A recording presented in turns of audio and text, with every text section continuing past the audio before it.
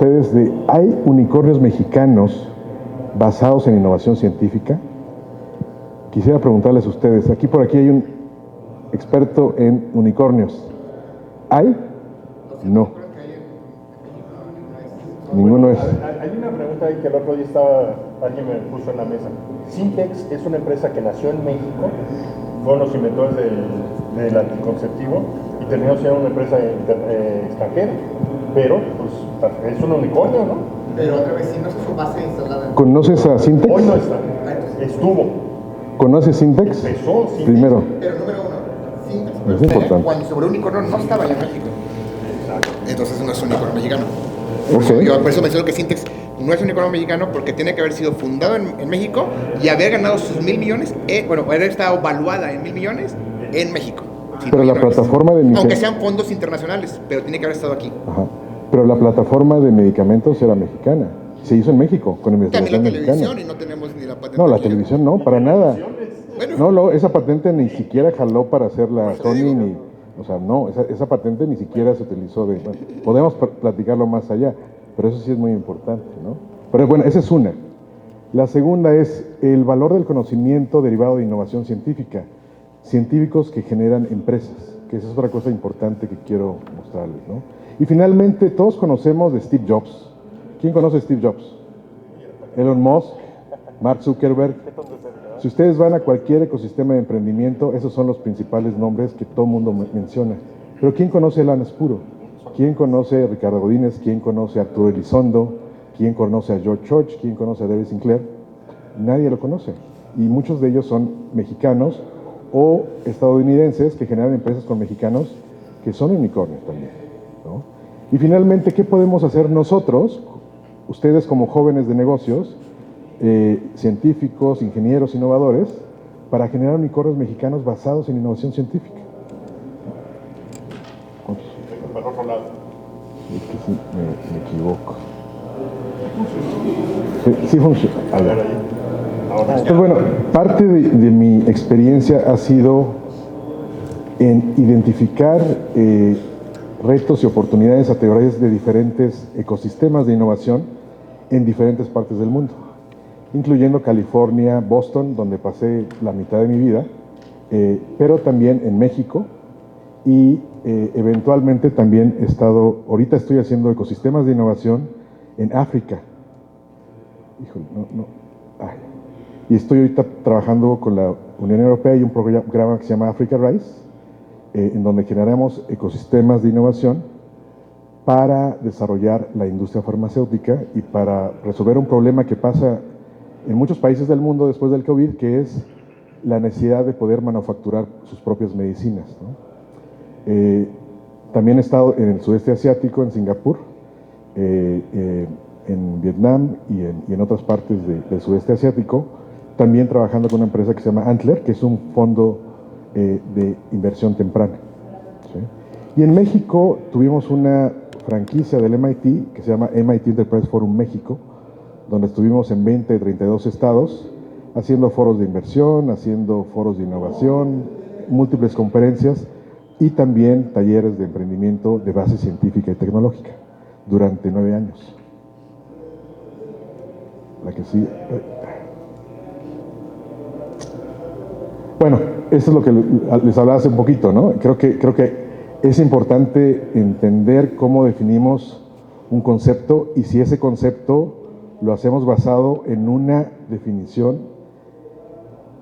de un país o de un experto que normalmente no es de América Latina, normalmente no es de un país, de una economía emergente, sino es de un país que siempre son los que dictan las definiciones científicas o de negocios. Y esa es otra cosa que hay que ver también, que creo que es muy importante, que nosotros también, pues, como la 10ª economía, no sé si seamos la 10ª economía del mundo, también empecemos a dictar conceptos basados no en la experiencia de Silicon Valley, perdón que estés aquí, Jorge, pero es importantísimo y tú lo sabes.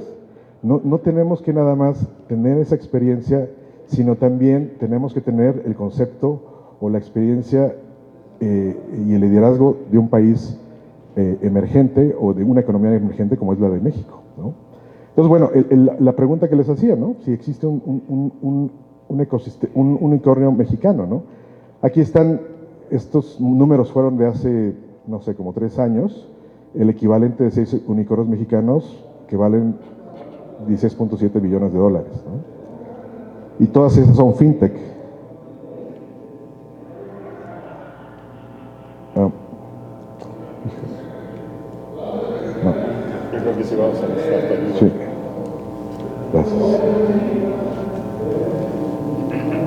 Bueno, esto es lo que les decía, yo definía como un unicornio mexicano, pero sí es verdad, ¿no? El punto es que tuvo que tener el empuje del ecosistema inicial de Silicon Valley de California, de Stanford, para poder crecer, pero sin embargo comenzó con una serie de productos que se patentaron y que se hicieron en México con científicos mexicanos, ¿no? Syntex se vendió a Roche en 5.300 millones de dólares en el 1994. ¿Sí? Este es una cita de Los Angeles Times. ¿Sí? Entonces la respuesta que yo tenía es sí, ¿no? Pero bueno, la que sigue. Este es Syntex en Santa Fe, en la Ciudad de México. Pero Syntex se fue a California, ¿no? Y esta es la fotografía de Syntex, el campus de Stanford, que está atrásito, en 1994. ¿Sí? La que sigue.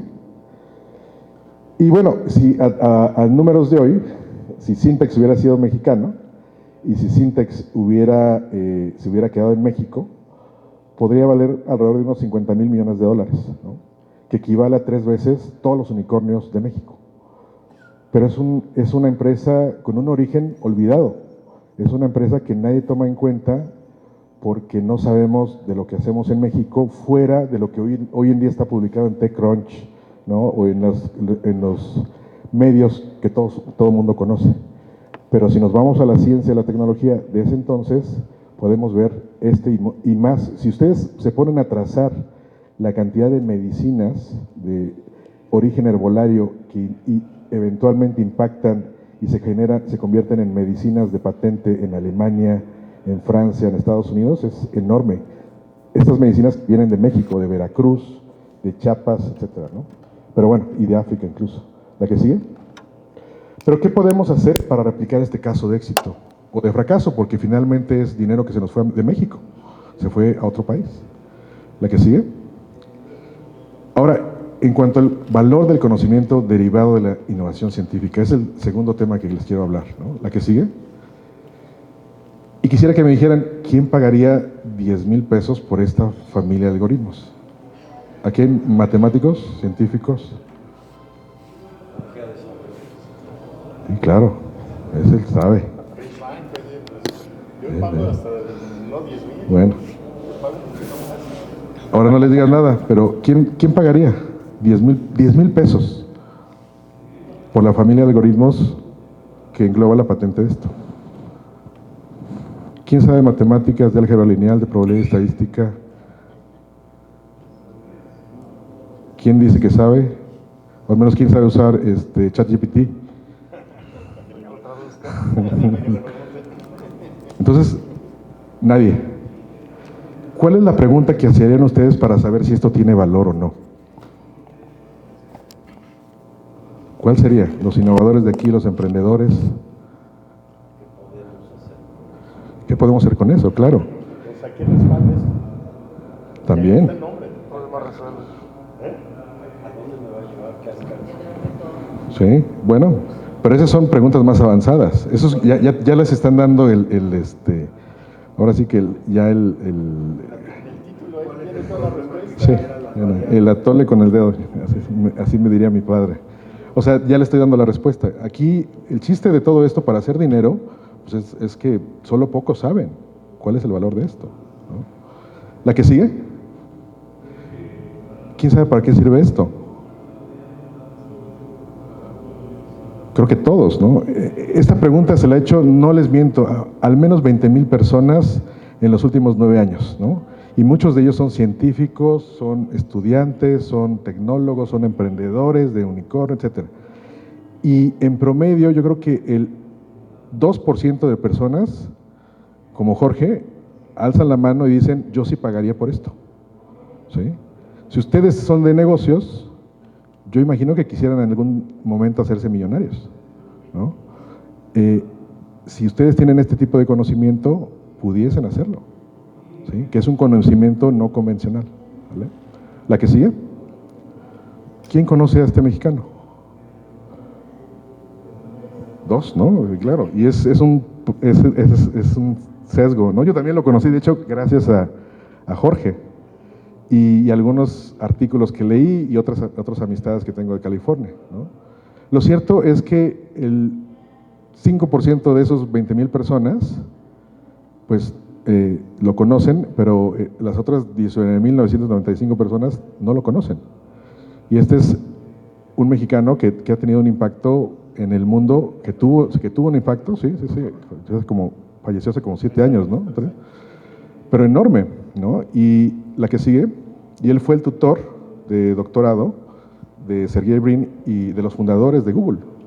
¿Cuánto vale Google ahorita? Imagínense que él hubiera quedadose en el TEC de Monterrey y no se hubiera ido a Princeton, no se hubiera a Stanford, ¿no? Y en Monterrey hubiera tenido el ecosistema idealmente que a lo mejor hoy en día tiene Stanford, ¿no?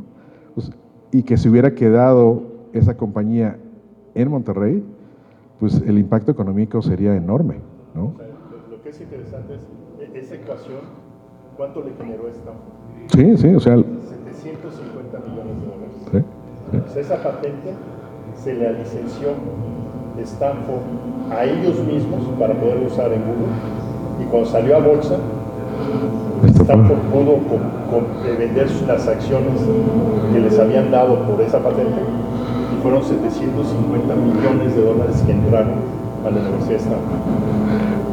Pero es una oportunidad que se pierden todos los que no sabemos para qué sirve, ¿no? Pero cuando aprendemos, cuando tenemos un amigo nerd, yo lo veo así, cuando estudiamos un doctorado también, podemos de alguna manera ver este valor, ¿no?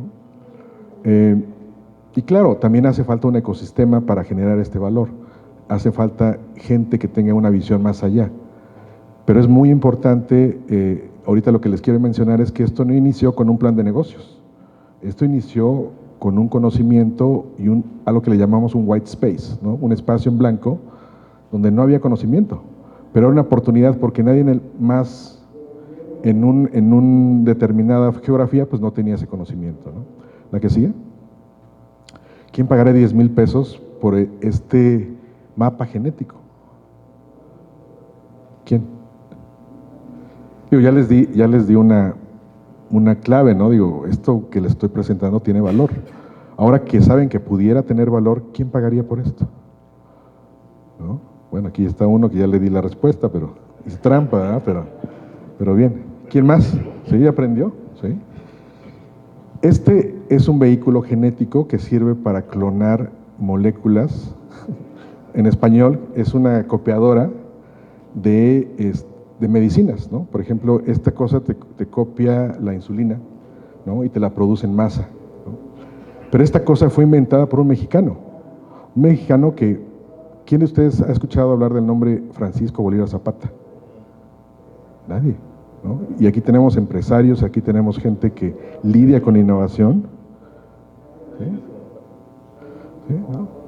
Pero bueno, Francisco, la B es de Bolívar y es un científico mexicano. Ahí se ve que en la Universidad de California, San Francisco, generó, en el lado derecho está el paper, que esto inicia con un conocimiento básico, ¿no? de ciencia básica. No es ciencia aplicada, es ciencia básica que nadie entiende, que no tiene un mercado, pero que genera un hito y que en la tecnología, que en este caso fue el inicio de la biotecnología. ¿La que sigue? Él es Francisco Bolívar Zapata, ¿no? Y él hizo un instituto en la UNAM que se llama Instituto de Biotecnología. Y parte de la copiadora que hacía, o sea, parte de las funciones que hacía esta molécula es copiar insulina, copiar hormona de crecimiento, que son pues algunas de las medicinas que se utilizan para generar más carne o para tratar de diabetes a sus papás, a sus abuelitos o a sus hermanos, ¿no? ¿La que sigue? Y bueno, Genentech fue la empresa que se generó a partir de esta invención.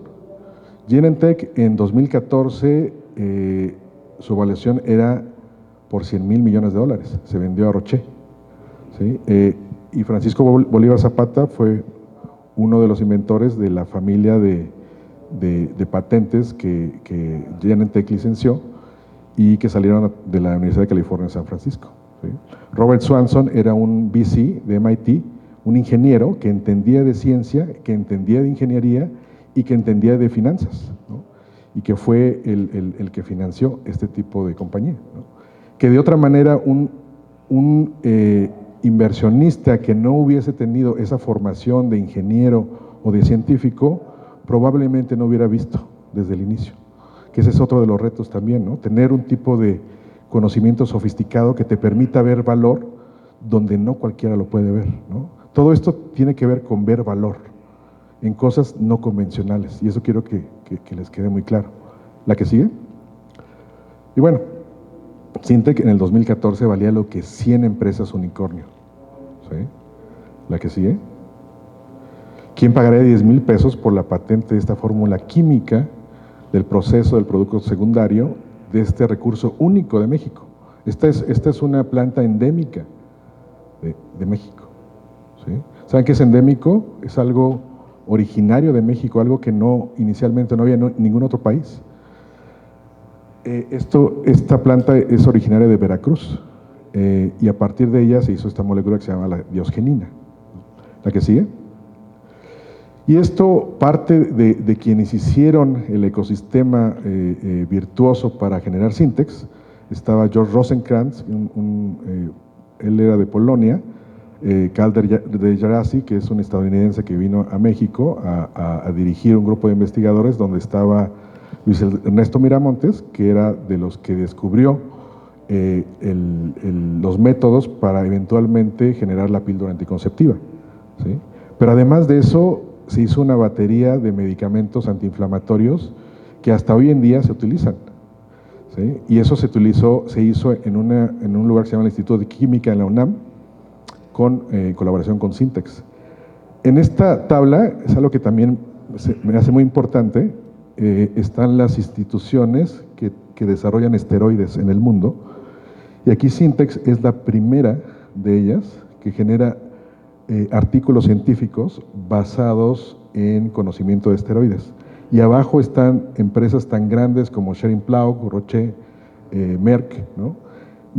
Syntex era una líder en el mundo desde México, ¿no? Ya ese unicornio estaba en potencia, pero el reto es que nos faltaba, yo digo, un ecosistema y un entendimiento de inversionistas que pudieran ver valor en esa empresa dentro de México, además de las políticas necesarias dentro de México para hacer crecer una empresa como esta, ¿no? Que fue contrario a lo que pasó, porque el barbasco y la materia prima se nacionalizó por el país y fue uno de los problemas que hizo que Syntex se fuera a otro país también, ¿no? ¿La que sigue? Entonces, lo que les decía, Syntex tiene una evaluación de 5.3 billones de dólares. ¿La que sigue? ¿De qué hace acá?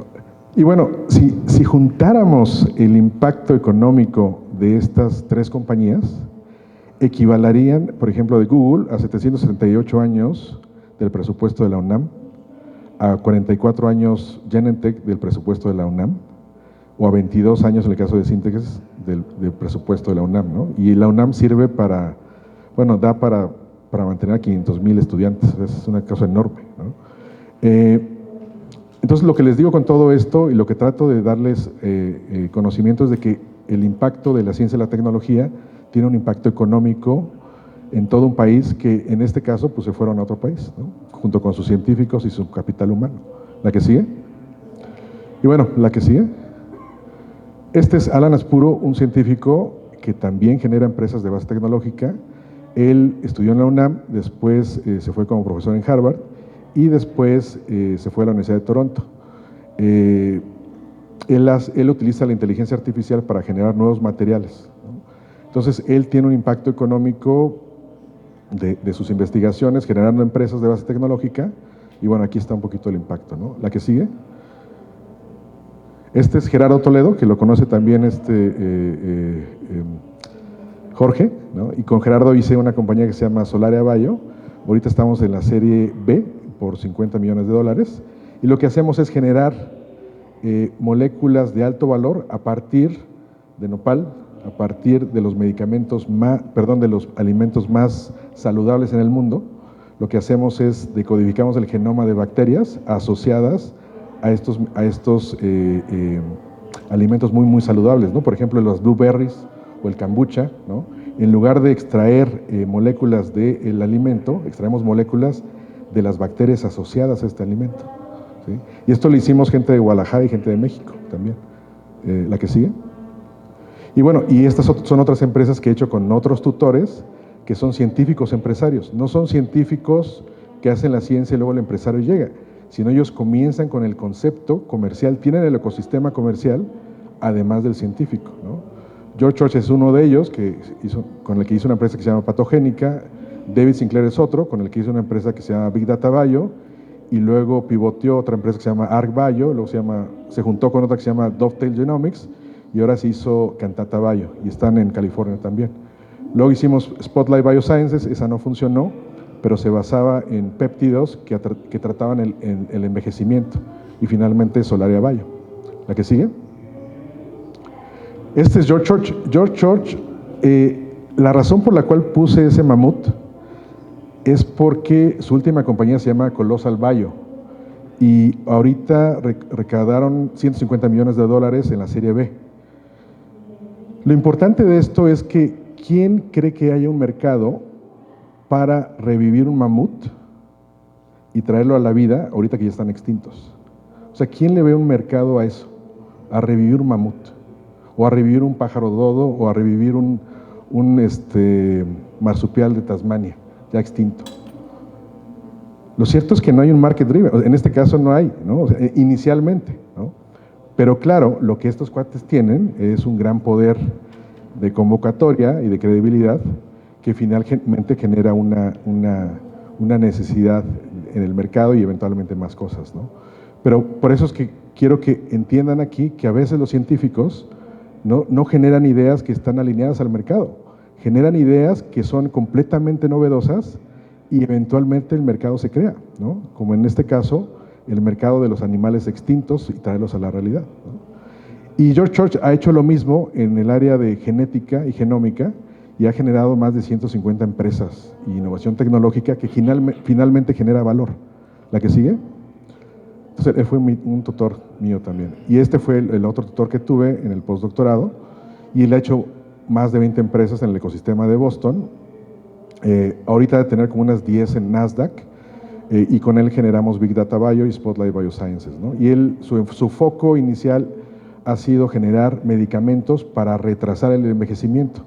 Su primera compañía, la que sigue, se llamaba Cytris, y Cytris la vendió a GlaxoSmithKline en $720 millones, a partir de algo que antes creían que no era posible, que era caracterizar una molécula para que fuera como la fuente de la juventud.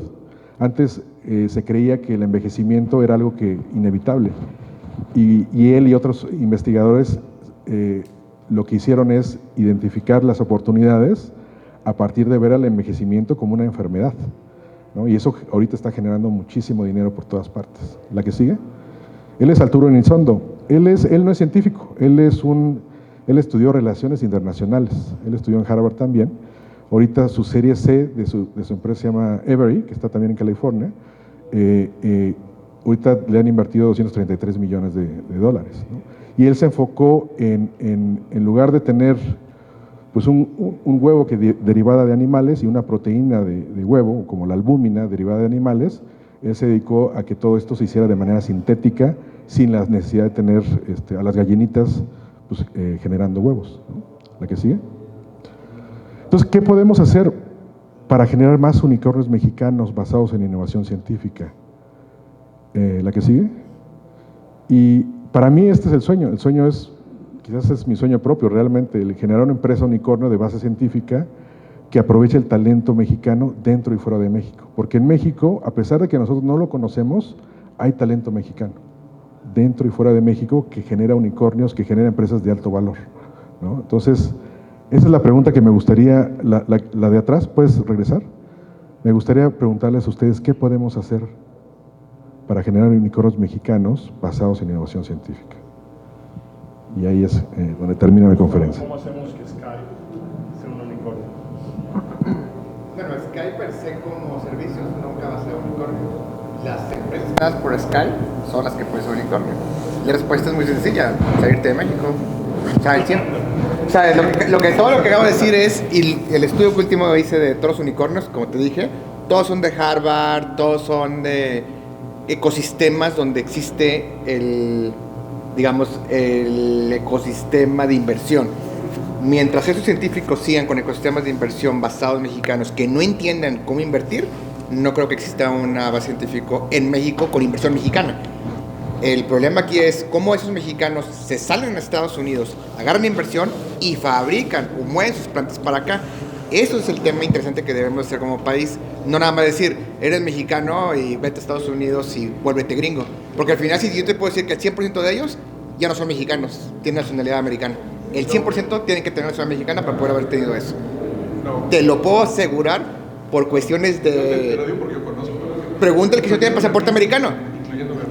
Tienes que tener pasaporte. Para poder seguir viviendo en Estados Unidos y seguir trabajando, tienes que tener pasaporte americano. Si no, ¿cómo vas a hacerle?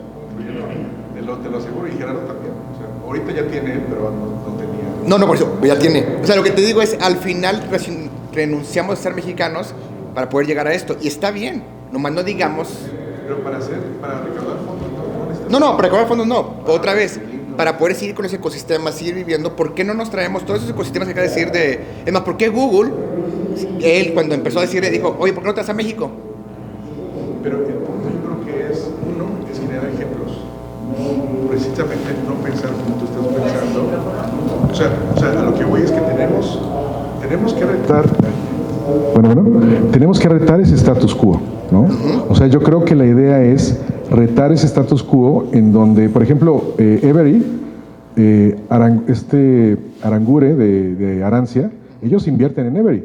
No tiene puros inversionistas americanos, tiene gente de México también, ¿no? Y te puedo hablar también de Bimbo, que también Daniel Serville hijo invierte un montón de empresas mexicanas de origen mexicano con impacto en Estados Unidos, ¿no? Pero el punto, y están en México, incluyendo Abraxas, ¿no? ¿Pero son unicornios?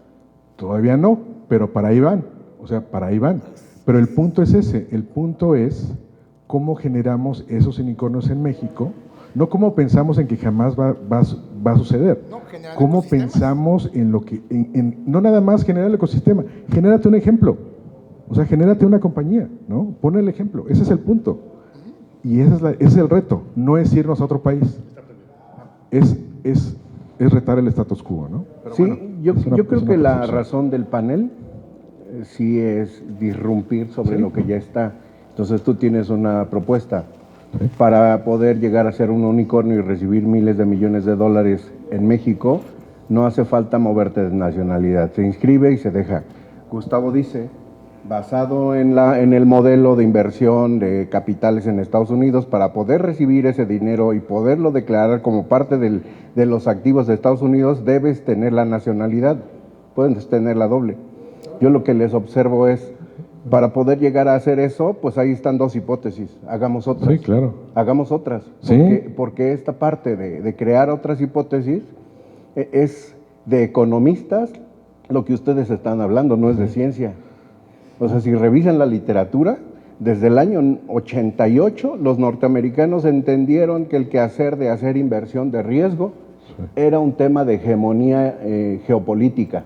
Y dices, ¿y eso qué tiene que ver con la ciencia? Muchísimo, porque por eso muchos mexicanos y cualquier gente del mundo quiere ir a la zona de San Francisco o de la Bahía, porque no hay ahí el dinero, ahí hay los medios de ecosistema para que se pueda detectar el valor. Entonces, esa sería una opción. Crea un espacio, un ecosistema en México, en Nuevo León, en Jalisco, en Aguascalientes o en la megaregión que estamos acá, que tenga las condiciones, y esa sería otra hipótesis. Y entonces ahora hay que traer y educar gente que tenga ese poder. Es lo que creo como propuesta, tercera opción para que esto ocurra. Gracias. Bueno, aquí yo quiero también, el motivo por el que estoy aquí también es para hablar de la innovación y para ver bajo los preámbulos de poder decir, a ver, sí, quiero empezar, quiero proponer, quiero hacer, o sea, las bases, lo teórico es una cosa y lo práctico es otra, que es una realidad que vivimos en México. O sea, el poder decir, sí, quiero hacer esto realidad, empieza desde una idea y luego la idea se vuelve en acción y te topas con muchas barreras desde la parte en la que te pueden aportar un capital o que se sostenga bajo una premisa interesante. Que, por ejemplo, si me permiten hablar un poquito del caso en específico, el problema que detectamos, que es muy latente en nuestro país, es la injusticia en el derecho a la salud, ¿verdad? Porque la salud pública está totalmente colapsada y el sector privado es muy costoso. Entonces, ¿quién puede pagar los servicios de salud? Pues quien tiene el poder adquisitivo. Y toda esta brecha enorme que tenemos en un canal de salud que no lo puede pagar, pues ¿qué hacemos? Entonces, por eso, en nuestro tema particular, creamos todo un modelo de salud para empresas y preventivo. ¿Por qué para empresas? Porque para poder hacer la prevención tangible necesitamos poder medirla y poderla evidenciar. Si una familia quiere prevenir, pues es muy difícil que ella pueda comprobar, pueda medir sus datos preventivos, pero una empresa sí. ¿Por qué? Porque se traduce en productividad, se traduce en un ambiente laboral saludable, se traduce en gente sana que está trabajando en una empresa y eso se traduce en rendimiento. Entonces, el modelo de salud empresarial preventivo tiene un sustento con base en una necesidad social. ¿Sí? Entonces, evidentemente, la parte científica es un tema, la parte social y de impacto es otra. ¿Por qué? Porque la salud es directamente proporcional al desempeño de una sociedad económica y laboral. Así lo vemos hasta en los países primermundistas, que tienen los esquemas preventivos, tienen una mejor condición laboral. Entonces, hablando del tema particular, cuando tú quieres empezar a innovar y tienes una idea y la quieres generar, hay muchos canales que topan este medio, pero para poder hacerlo realidad tienes que moverte bajo los canales de un equipo con el que tú puedas sustentar tu idea, apoyarte, porque tú no puedes hacer todo solo. Puedes tener una buena idea, puedes tener los conocimientos, pero tienes que juntar con la gente correcta en conocimientos y en que te pueda aportar el capital para hacerlo realidad. Nosotros iniciamos el proyecto a través de un capital privado. Evidentemente, todo nuestro sustento es privado. Y a partir de una necesidad en la salud preventiva nos dimos cuenta de este corporativo que es ANSAT y creó otras ramas que es marketing, comunicación, porque para comunicar la salud somos malísimos. Lo único que comunica salud son las farmacéuticas. De ahí en más no vemos anuncios. Si hay en TikTok, vemos que hay Prevenims y son, digamos, personas bailando, dando anuncios. O sea, la comunicación en salud es mala, ¿sí? La educación en salud, aquí ahora que escuchábamos a Gustavo, yo hasta le quería preguntar cómo ha sido tu experiencia con el poder hacer ver a los médicos sobre estos temas de innovación. Hay una resistencia increíble en los temas de innovación en salud para poderlo implementar y hacer una realidad. Entonces, eso merma nuestro avance tecnológico. Podría ser exponencial, pero nos topamos con que los expertos ni siquiera están dispuestos a aportar sus conocimientos para ser parte del cambio. Entonces, metemos educación en salud, capacitación continua, metemos inteligencia artificial, metemos TI, metemos telemedicina y metemos la parte cultural tradicional. ¿Por qué? Porque no podemos dejarla de lado, la tenemos que involucrar para que esto sea exponencial. Y el modelo económico es, pues, por ejemplo, en nuestro caso, dándoles ejemplos de innovación, logramos que las consultas de medicina, nutrición, psicología, rehabilitación y el área dental, por 300 pesos mensuales, tú tengas todos los servicios ilimitados, ¿sí? Entonces es un impacto económico para la gente que haces realidad, que tú puedas acercar a la salud a tu familia, que tú lo puedas pagar, que se lo puedas pagar a tus hijos, que se lo puedas pagar a tu familia, y rompimos una barrera cultural y social, porque cultural, como lo comentaba también Gustavo, la parte del médico y de las personas es que nos curemos, ¿sí? Vamos al médico hasta que nos duele algo, hacemos conciencia en salud hasta que o uno se enferma o un familiar se enferma. Entonces, un familiar se enferma y ahora sí todo está caro, ahora sí todo me cuesta, cuando la salud es económica, lo costoso es la enfermedad, ¿sí? Entonces, evidentemente, en todo el ámbito de la ciencia y de la innovación, de la implementación médica, tenemos una herramienta muy fuerte que ahora es la inteligencia artificial para poder crear simulaciones y crear modelos preventivos donde podamos acercar lo económico de prevenir en comparación con lo costoso que es la enfermedad. Ahorita que veíamos temas, me acuerdo que una de las conferencias que fui hace un par de años de investigación en salud, veíamos cómo de uno de los medicamentos nuevos oncológicos, en su segundo año de comercialización llevaba $2 billones vendidos. Sí, después de evidentemente sus 10 años seguramente de investigación, en 2 años ya tenía una recuperación increíble de lo que vemos aquí, que es lo costoso que es una enfermedad, ¿verdad? Evidentemente no la vamos a desaparecer, pero sí tenemos que empezar a voltear a ver la medicina preventiva como una de las soluciones bajo los problemas sociales que tenemos. La parte pública, que está totalmente colapsada, y la parte privada, que está siendo muy costosa. Evidentemente, si recuerdan hace unos años, si alguien tuvo la oportunidad de escuchar o de vivir a una estación en el IMSS, donde tenías tu consulta con el especialista, tu seguimiento era en 2 meses, 3 meses. Hace 5 años empezó a ser 3 meses, 4. Ahora es cada 6 meses o cada año, porque ya no hay capacidad. Y ahora que estuvimos con él... Ahí te interrumpo un poquito. Perdón, Sí. más para... Te interrumpo un poquito. Nomás una cosa, todo lo que es salud, en impacto mundial es igual. Vete a Canadá y tardan 1 año en atenderte ya. Un año de atenderte. Pero bueno, digo, no para... Porque hay que ir concretando para Sí. seguir, ¿verdad? Pero... Nada más la pregunta. termino rápido la idea aquí, lo pasamos para acá. El tema es de que estamos analizando ahora con el INEGI que la parte del sector privado, con los especialistas, está tendiendo también al mismo colapso. ¿Por qué? Porque estamos derivando nuestro primer nivel de atención a un segundo nivel. ¿Por qué? Porque lo podemos pagar. Ya no vamos al médico de cabecera, ya nos vamos con el especialista. Y eso está empezando a afectar nuestro nivel de especialidad, porque ya ahora un paciente que necesita su consulta de cáncer de estómago, cáncer de esófago con un gastroenterólogo, no tiene lugar. Te mandan dentro de 3 meses, ¿no? Entonces, ahí el tema es que nos vuela la cabeza cuando ya somos nosotros o cuando es un familiar. Entonces, debemos atacar de manera tecnológica, con todas las herramientas que estamos implementando, el tema de la prevención, hacer conciencia, hacer difusión. Evidentemente ocupamos el capital porque esto es muy costoso, pero el beneficio social es de alto impacto, ¿no? Entonces, bueno. Aquí está. Yo desde la perspectiva de salud veía algunas variables que pudiéramos abordar y ya las han empezado a mencionar. Creo que la primera tiene que ver con los tamaños de mercado que estamos abordando. O sea, no es lo mismo hacer una inversión en un tamaño de mercado que vale billions, y les pongo el ejemplo de glaucoma aquí en México y en Estados Unidos, ¿no? En glaucoma, el mercado de glaucoma en Estados Unidos, estamos hablando de más de 5 billion en un dado momento, en un año, y en México llegamos a $400 millones. Entonces, de entrada, para abordar ese segmento, una empresa que solo estuviera destinada a ese punto no va a alcanzar 1 billion valuation, ¿no? En este caso.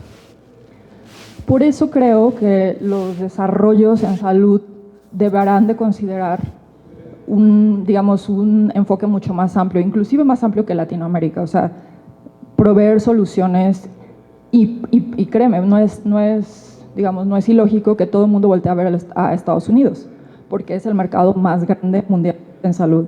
Y está criticado, ¿no? O sea, yo creo que todos sabemos que incluso la manera de cómo la salud en Estados Unidos se lleva a cabo tiene muchos temas por mejorar.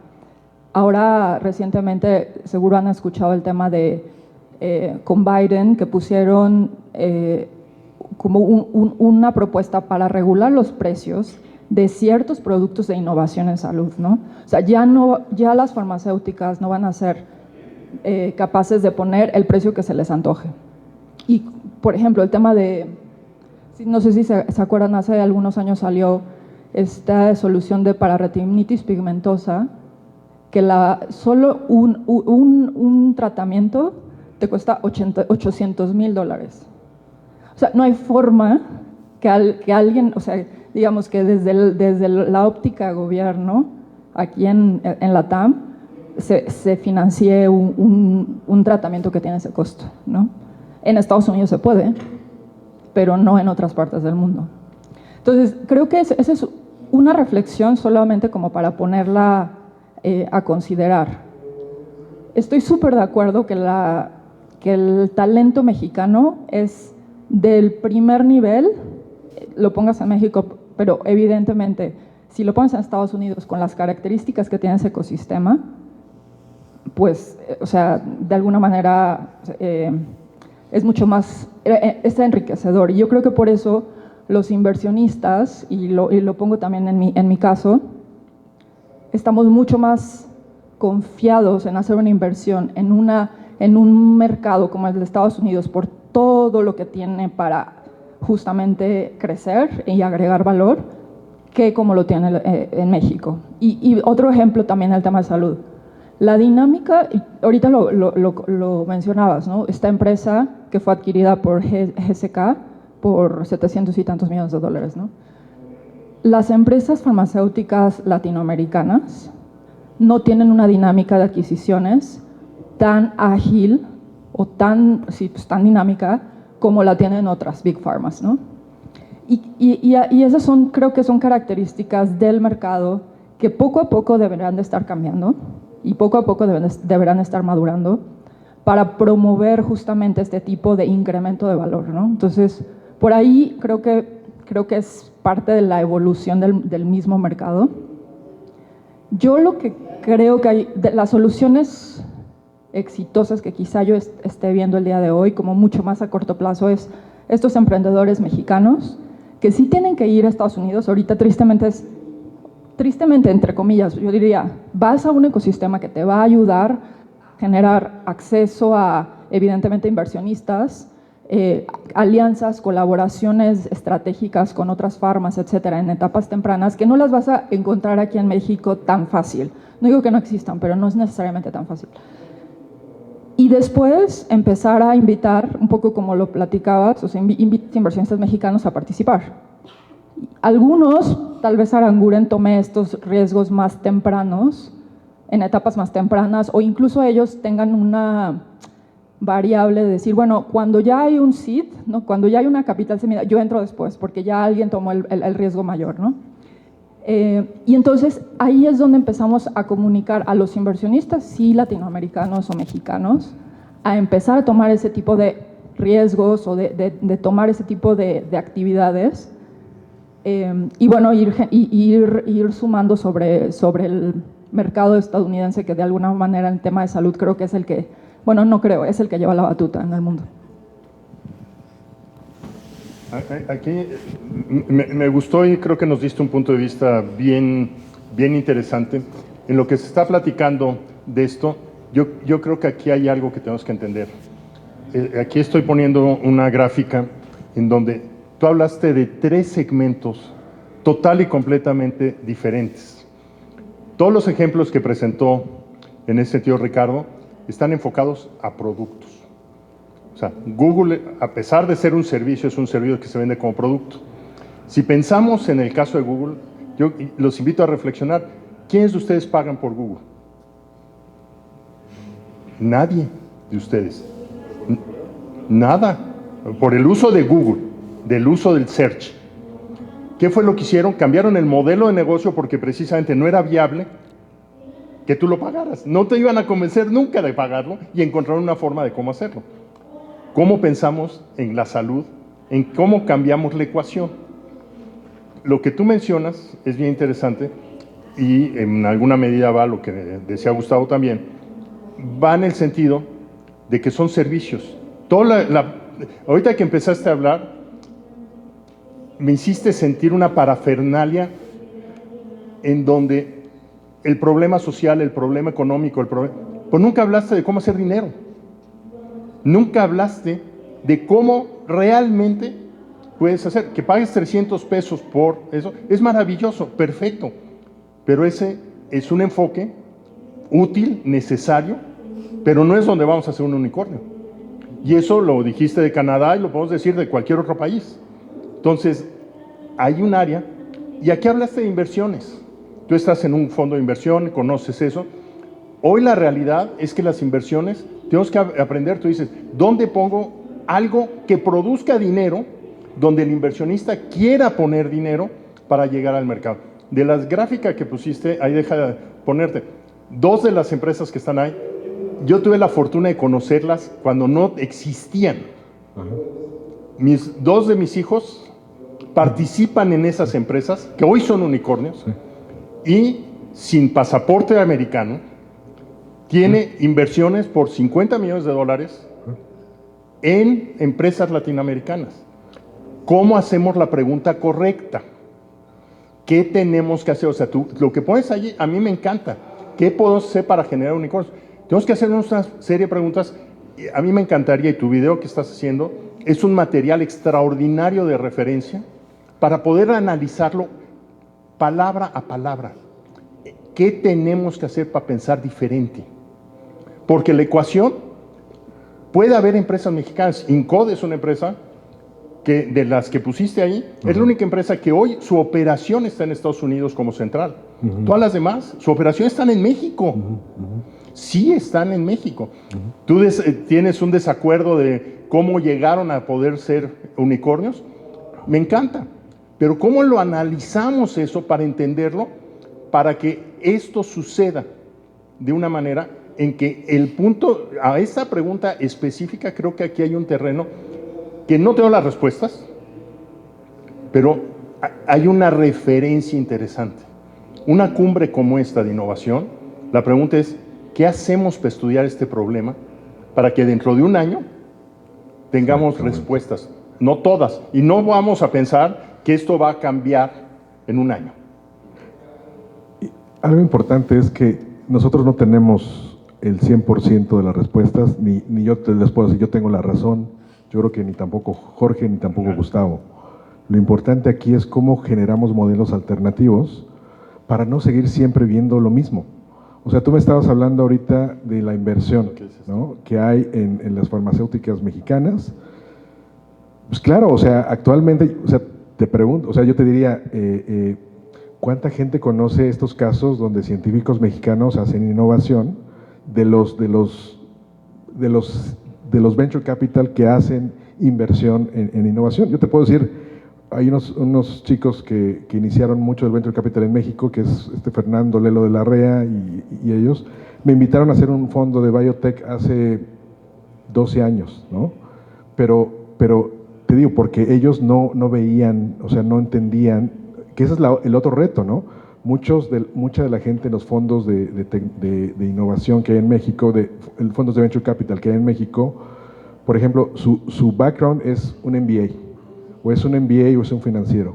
Pero si tú vas a Silicon Valley, el ecosistema 2.0, 3.0, pues es un cuate que tiene un doctorado, que tiene un MBA y que hizo empresas, ¿no? O es un cuate que tiene un JD y que hace un doctorado también, ¿no?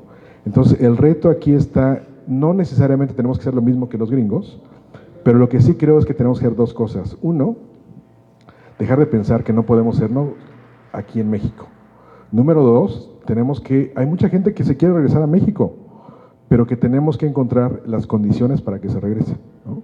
O tenemos que encontrar la gente suficientemente necia, como yo, para regresarse y querer hacer algo en México, ¿no? Porque sí es más padre la vida en Boston, en Silicon Valley, en Zurich, en donde sea, ¿no? Pero sí de repente hay una necedad por hacer las cosas aquí en México, ¿no? Y hay mucha gente necia. Y lo último... Sí. Pero es lo que te comentaba, más para que se entienda lo que traté de decirte es, ya está hoy la respuesta. ¿Sí? Cuando me enseñas todo lo que está ahí, y si nos vamos a la historia de los unicornios mexicanos también, la respuesta es, hay que empezar a generar, y dijimos, no vamos a estar un día, hay que empezar a generar un ecosistema de inversionistas mexicanos que apoyan a los mexicanos. Y enseñarlos. Que se olviden de los edificios, porque hoy es edificios. Ok, no es de un día para otro, hay que empezar, claro que hay que empezar, y hay que enseñarles que tampoco, ya no todo es fintech. Y también, yo hice la primera banca móvil en México cuando no existían las fintechs, y te puedo decir que del día de ayer, que en los mismos bancos me decían, nunca va a ganarle una fintech a un banco, hoy están arrepentidos de haber dicho eso. Sí existe esa manera que comentamos. Lo que yo te digo es, la ecuación ya está muy sencilla. Si existe los mexicanos, y tienes la red de mexicanos, y no me puedes decir que no, si existe la red de mexicanos a nivel mundial, que están el día de hoy en puestos directivos, como emprendimientos y demás, es qué les vamos a ofrecer para que esos emprendimientos no se queden en Boston, los traigamos aquí y enseñe a las nuevas, porque nosotros yo creo que ya no, a las nuevas generaciones a cómo y de científicos, a cómo se puede lograr hacer esto ya con oficinas en México. Yo lo que me creo mucho es, y te hablo como científico, la propiedad intelectual como científico, cuando tú te vas de aquí, te la llevas. Y eso es de lo que me preocupa mucho, que de repente cuando estamos diciendo que no, que la propiedad intelectual se genera ahora en Boston y ya no en México, privas a todos los nuevos científicos a que realmente empiecen a generar algo aquí, porque te van a decir, ¿para qué lo creo? Si lo que se está haciendo ya es lo que se queda. Y económicamente en México pues ya estamos perdidos, porque ya no le invertiste ni un peso a la economía mexicana. ¿O para qué nos importa México? Ahí es donde, el debate fuerte es, y te lo digo como novoleonés, porque acaba que somos un país. Te lo digo como novoleonés. La importancia es, y viene solopreneur, ¿qué te importa? ¿Ser rico tú? ¿Ser rico una región? ¿Ser rico un país? ¿Ser rico con tu gente? O sea, ¿cuál es la importancia tuya como científico generar un unicornio mexicano? ¿Te importa México? ¿No te importa México? ¿Para qué te importa México? Esas respuestas creo que son las que realmente debemos estar dando el día de hoy. Porque ellos, las generaciones nuevas, no sé si tengan el compromiso que les importa México o no, ¿eh? Porque el enredarnos en la bandera de una selección mexicana no es que nos importe México. Aquí el chiste es lo que tú estás diciendo el día de hoy, de esos, como el profesor de Stanford que era mexicano, yo te puedo decir que él estaba en Stanford porque no estuvo en el TEC de Monterrey, aquí ya como profesor, porque él realmente dijo, a mí no me importa México, a mí me importa mi educación y mi vida, y me voy a estudiar a Stanford, y me voy a aplicar a Stanford, y voy a hacer mi vida en Stanford. Sí. No, ¿te podría decir, tú estudiaste todo el tiempo en México o también saliste? También en Barcelona. En Barcelona, ok. Bueno, como alguien que estudió también en México en una escuela pública y también en Harvard y también en estos ecosistemas de innovación, lo que te puedo decir es que muchos de nosotros, incluso en la red de talentos, hacemos lo que hace Jorge y yo. Somos un recurso humano recirculante. Estamos aquí y allá. O sea, yo paso la mitad del año en África y en Boston y la otra mitad acá, ¿no? ¿Por qué? Porque a mí lo que me interesa es ser un precedente que abra la brecha para que los demás hagan lo mismo o algo mejor, ¿no? Por eso hicimos el MIT Enterprise Forum y estuvimos aquí 9 años y yo te puedo decir que yo no gané ni un quinto, ¿no? Pero para mí la idea era abrir la brecha, ¿no? Y la verdad que para mí sí era genuino y para muchos de los científicos que yo conozco, digo, Alan hace un montón de eventos de inteligencia artificial en México simplemente para abrir brecha, ¿no? Pero lo que sí creo es que aquí hay 3 cosas que me gustaría nada más enfatizar. 1 es tenemos que abrir brecha, ¿no? 2 es que una persona puede ser un ecosistema, si eres un conector, ¿no? Y número 3 es tenemos que cambiar la cultura del que en México no se hace, la farmacéutica no lo hace. Una cosa es que no lo haga ahorita y la otra cosa es que no se puede hacer, ¿no? Y sí creo que el reto es retarnos nosotros mismos y agarrar esa propiedad intelectual que está en Boston y traerla para acá, porque también se puede. La otra es que tenemos que pensar nosotros como país primermundista y no como país tercermundista que decimos, me voy a llevar la propiedad intelectual para allá conmigo. No. Tráete aquí la mejor propiedad intelectual para hacer tequila, para hacer medicinas y aquí en México empújala, ¿no? Ahorita yo estoy en África y a mí se me hace increíble lo que estoy ahorita haciendo. Por ejemplo, fui a un lugar que se llama Botswana, que es el país más pobre del mundo, ¿no? Llegaron los diamantes ahí y ahorita se hicieron los más ricos de África, pero lo interesante que ahorita están viendo es cómo mueven la industria farmacéutica, ¿no? Y cómo a partir de la nada, en un espacio de 5 años, genera un ecosistema que vuele en materia de venture capital, que vuele en materia de innovación y en materia de manufactura, ¿no? Y te das cuenta del ecosistema y la capacidad que tienen ellos y que tiene Monterrey, y tú dices, Monterrey está años luz más allá que ellos, pero uno comienza con una visión y con alguien que abre brecha, y creo que eso es lo que tenemos que hacer nosotros, ¿no? Cerrando la discusión nada más, y hablando de la parte de ecosistema, si viste mi presentación, cuando invento el ecosistema HealthTech de Nuevo León, hoy en día tenemos más de 100 empresas de HealthTech que no estaban hace 5 años y tengo la Asociación Nacional de HealthTech en México. Sí, o sea, la visión se tiene que poner con una persona, y volvemos a solo primero, ¿verdad? Una persona es la que pone. Pero lo que te puedo decir nada más, lo que sí nos falta, y es lo que creo que podemos ver acá, ¿cómo podemos generar ese caso de éxito y cacarearlo en México? Porque sí te puedo decir, sí hay casos de éxito, pero nadie lo está sabiendo, nadie le está dando la importancia que tiene que darle. Eso es lo que creo como Molina, que al final muy poca gente lo conoce, pero que era un genio. ¿Cómo hacer que todo el mundo lo conoce? ¿Cómo hacer esos nuevos ejemplos? Y ahí es donde creo que nos estamos quedando muy cortos, porque por más shows, por más ecosistemas que hagamos, por más aliento, si no hacemos ese tipo de eventos, pero que sean masivos con la sociedad, no con los que somos de innovación, somos un círculo de 100 personas, yo creo.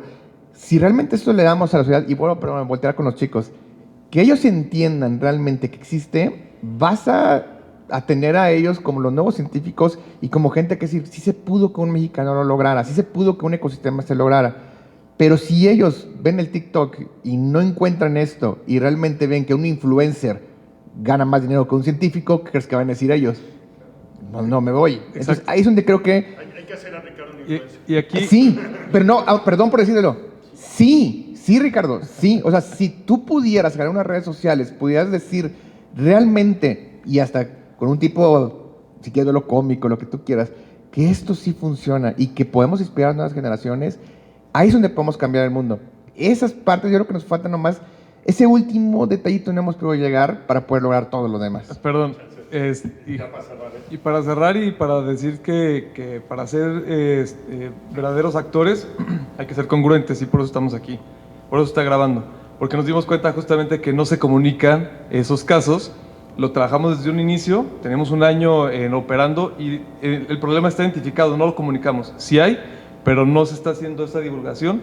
Y eso que estamos cerrando, que estamos platicando, es lo que decidimos hacer. Tenemos un estudio completamente profesional, con su imagen de calidad, porque es lo que busca. México también, hasta cierto punto, es tendencioso. Sí, le gusta ver las imágenes de los éxitos, pero nadie los comparte.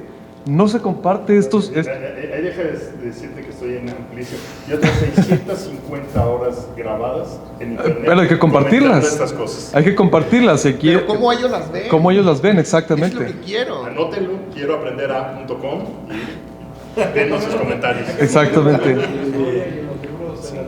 Exactamente. Esos son los canales de divulgación que hay que hacer de verdad masivos en un medio profesional, y no quedarnos solamente en deberíamos, ya lo hay que hacer, lo estamos haciendo. Perfecto. Sí. Bueno, pues la verdad está muy bien. ¿En dónde lo van a publicar? Sería fabuloso y los invito. Tenemos un canal de WhatsApp que hay de todos los que participamos aquí. Díganos, pónganlo ahí, y cómo empezamos esta discusión. Porque esta discusión, ustedes ya pusieron las bases, pero esta no acaba aquí. Sí, de hecho van a estar disponibles en las redes sociales justamente de ANSAT, con Omar, pero sí es importante que tomen en cuenta eso. Es un profundo fracaso comunicacional el tema de la divulgación científica en México. Eso, no se han adaptado, no han tenido la capacidad de adaptarse a los canales de comunicación que ellos consumen. Eso es justamente lo que estamos buscando. ¿Me dejas ser provocativo? De hecho, no he podido hacer yo que la gente me entienda lo que yo quiero comunicar. Y te lo digo, yo tengo 650 horas grabadas. ¿Dónde lo hice?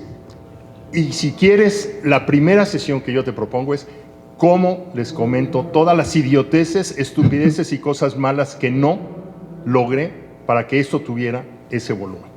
Cuando tomemos esa responsabilidad personal, por eso soy la persona que estoy solopreneur, no alguien, no se comunicaron, no. Es un problema que tenemos que decir, es mi problema y yo estoy dispuesto. O sea, ¿quieren hacerlo? Hagámoslo. Pero cuando tú dices, es que no lo ha hecho alguien, esa es una de las razones por las que no hemos tenido éxito. Muchas gracias. Sí.